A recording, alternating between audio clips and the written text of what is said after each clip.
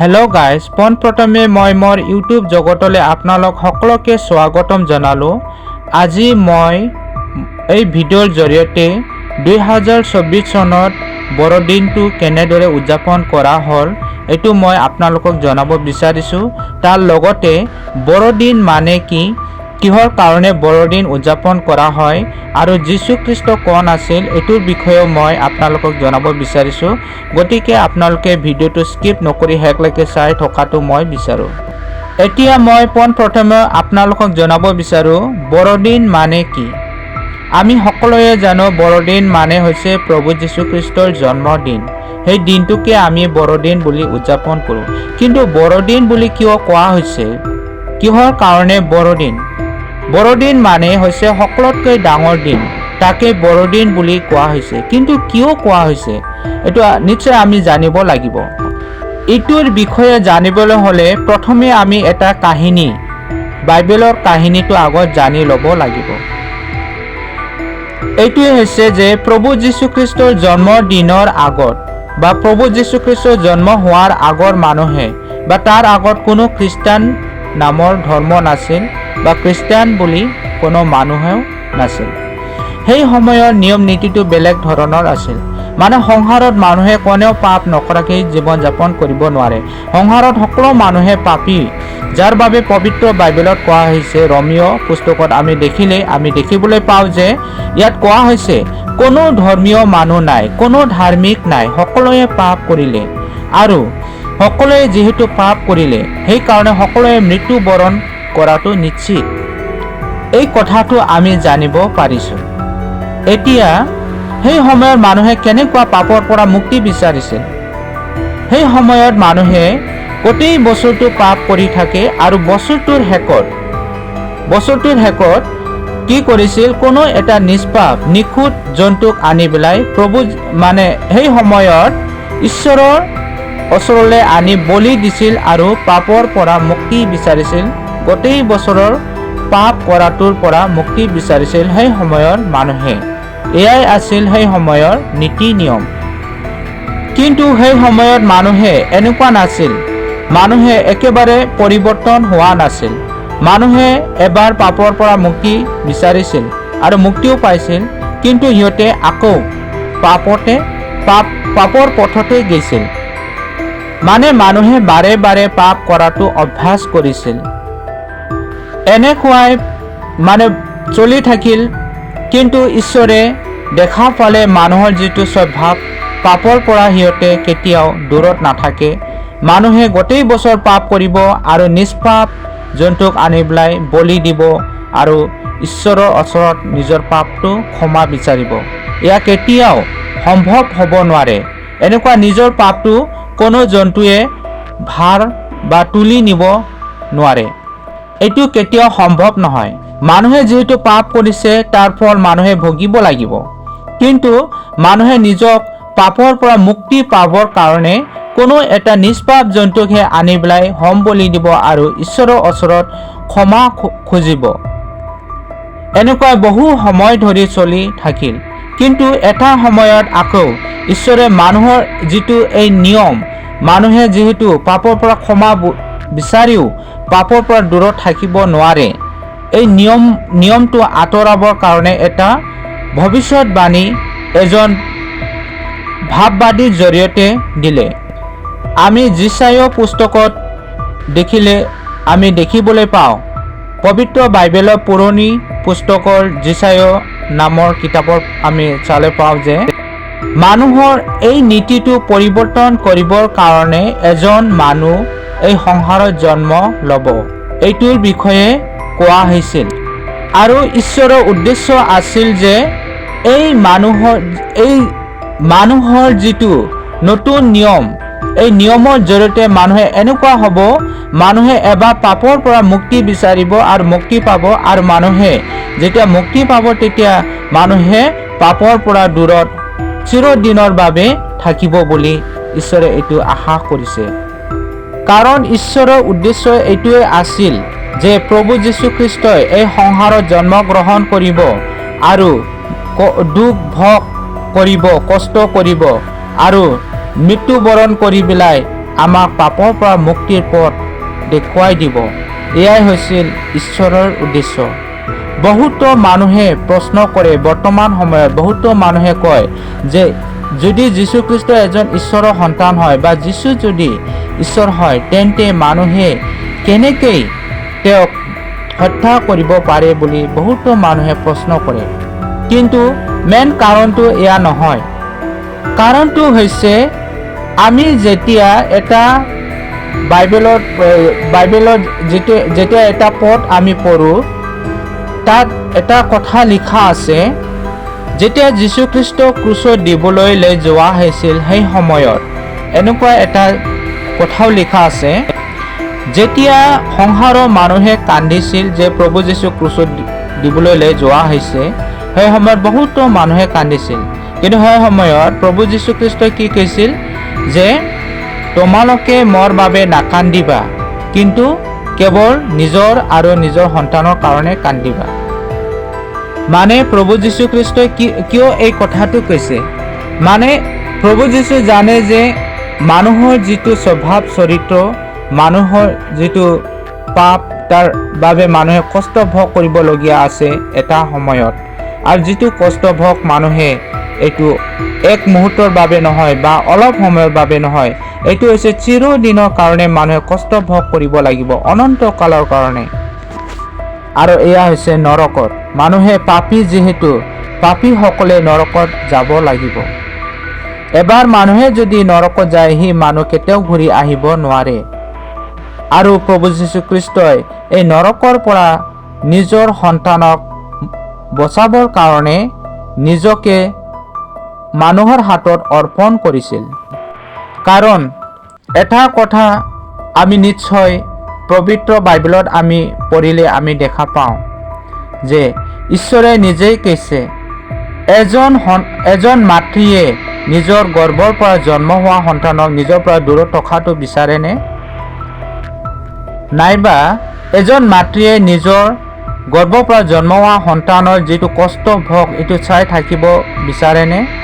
এইটো কেতিয়াও সম্ভৱ নহয়।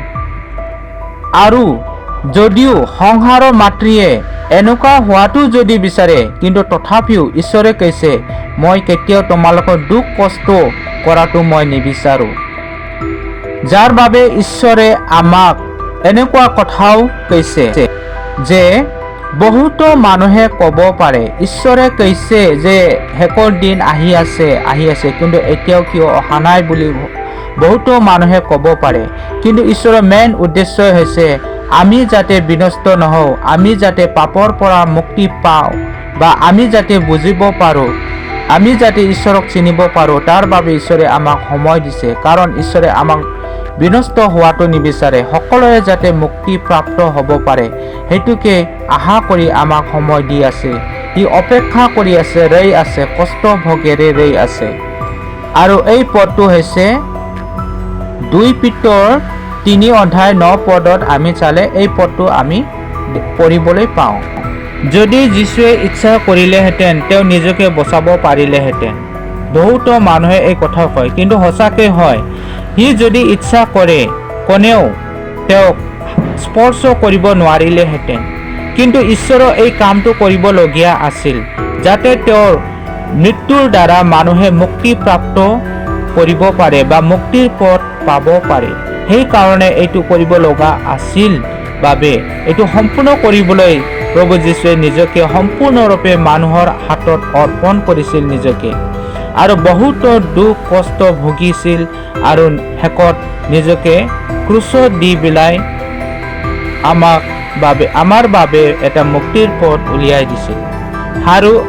আৰু সিদিনাৰ পৰাই আমাৰ এটা বহুতো ভাল দিন, যাৰ বাবে গুড ফ্ৰাইডে বুলি আমি উদযাপন কৰোঁ। সকলোৰে বাবে এটা ভাল দিন, মানে পাপৰ পৰা মুক্তিৰ দিন, আনন্দৰ দিন। তো আমি যিখিনি পাৰোঁ মই তাকে ক'লোঁ। তাত নিশ্চয় বহুতো ভুল হ'ব পাৰে, কিন্তু তথাপিও মই আশা কৰিছোঁ যিখিনি হৈছে এইটো নিশ্চয় মনত ৰাখিব, আৰু যিটো ভুল হৈছে এইটো শুধৰাই ল'ব, এইটো মই আশা কৰিছোঁ। এতিয়া আমি জানিলোঁ যে খ্ৰীষ্টমাছ বা বৰদিন মানে কি, আমি কিয় প্ৰতি বছৰে 25 ডিচেম্বৰ দিনা খ্ৰীষ্টমাছ বা বৰদিন উদযাপন কৰোঁ। গতিকে খ্ৰীষ্টমাছ বা বৰদিন মানে হৈছে সকলোৰে কাৰণে এটা আনন্দৰ দিন। ইয়াৰ কাৰণে বহুতো মানুহে বিভিন্ন ধৰণৰ শুভবাৰ্তা আপোনালোকৰ কাৰণে প্ৰচাৰ কৰি আছে। আপোনালোকে নিশ্চয় এইটো চাব পাৰে বা পবিত্ৰ বাইবেল পঢ়িও আপোনালোকে জানিব পাৰে যে বৰদিনৰ কাৰণে মই যিখিনি পাৰোঁ তাকে কৈছোঁ।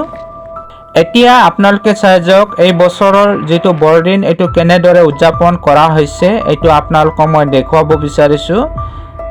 আপোনালোকে এতিয়া চাই যাওক।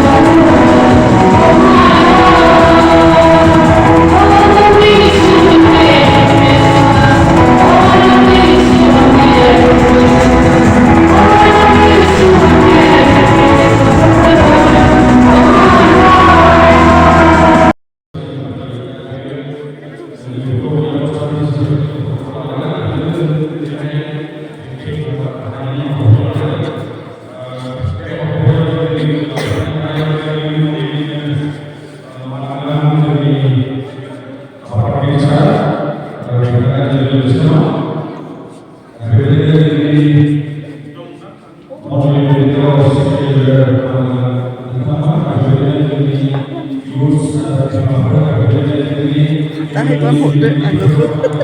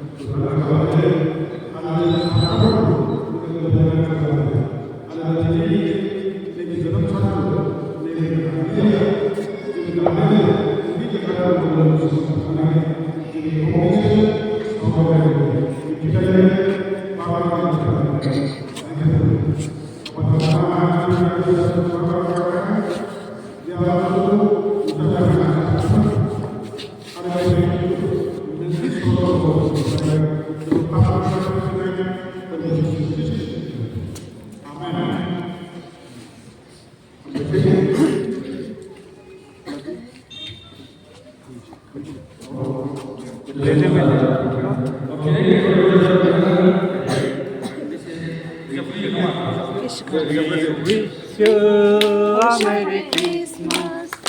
We wish you a Merry Christmas. We wish you a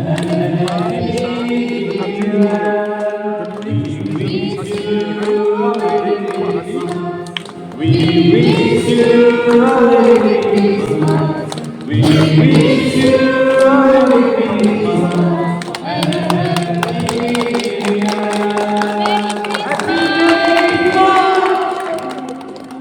Happy Merry Christmas! Happy Merry